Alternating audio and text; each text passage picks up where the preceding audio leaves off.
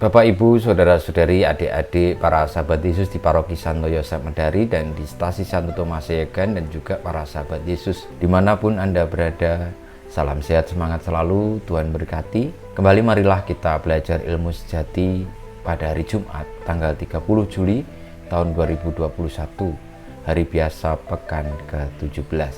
Marilah kita mengawali belajar ilmu sejati kita dengan berdoa. Dalam nama Bapa, Putra, dan Roh Kudus. Amin.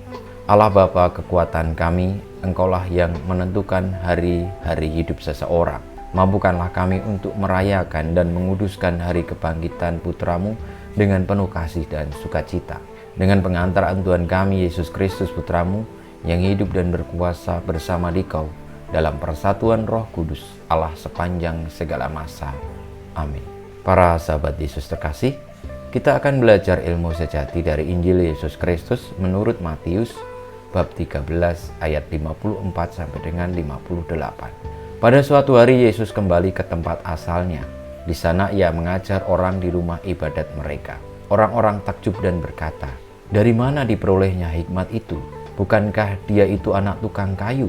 Bukankah ibunya bernama Maria dan saudara-saudaranya Yakobus, Yusuf, Simon, dan Yudas? Dari mana diperolehnya semuanya itu?" Lalu mereka kecewa dan menolak dia. Maka Yesus berkata kepada mereka, "Seorang nabi dihormati di mana-mana kecuali di tempat asalnya sendiri dan di rumahnya."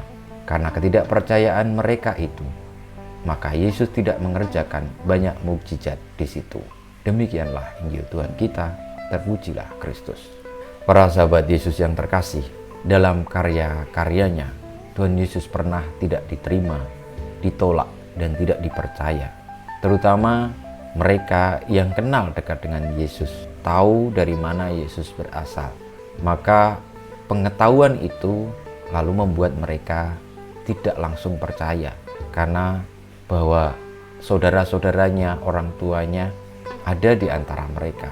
Dan mereka lalu mulai bertanya, dari mana ketika Tuhan Yesus bisa mengajar dengan begitu luar biasa, memberikan kepada mereka pengetahuan, dan tidak hanya pengetahuan tetapi kebijaksanaan maupun berkat kuasa yang menuntun kepada kebenaran.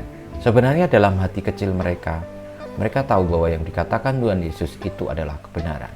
Namun karena gengsi yang menguasai diri mereka, karena tahu bahwa Yesus itu bukan keturunan orang-orang yang mereka anggap luar biasa, bahkan orang tuanya ada di antara mereka, lalu mereka tidak mau menerima kebenaran itu.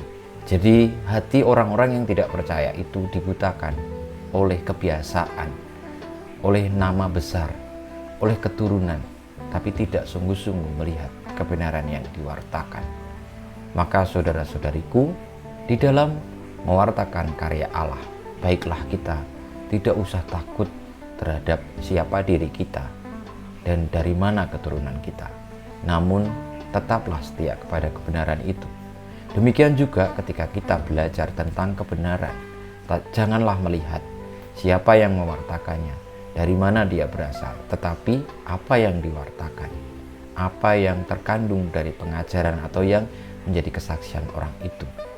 Demikian juga dalam situasi pandemi ini, marilah kita melihat kebaikan Allah itu yang hadir di dalam diri orang-orang yang mungkin tidak pernah kita bayangkan sebelumnya.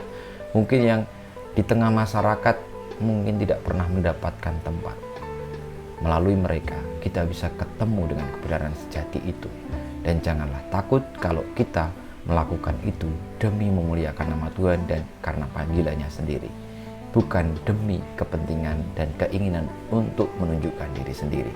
Kita memohon berkat Tuhan untuk pelayanan kita, supaya kita senantiasa hidup di dalam kebenaran dan tidak lagi menjadi orang yang tidak percaya.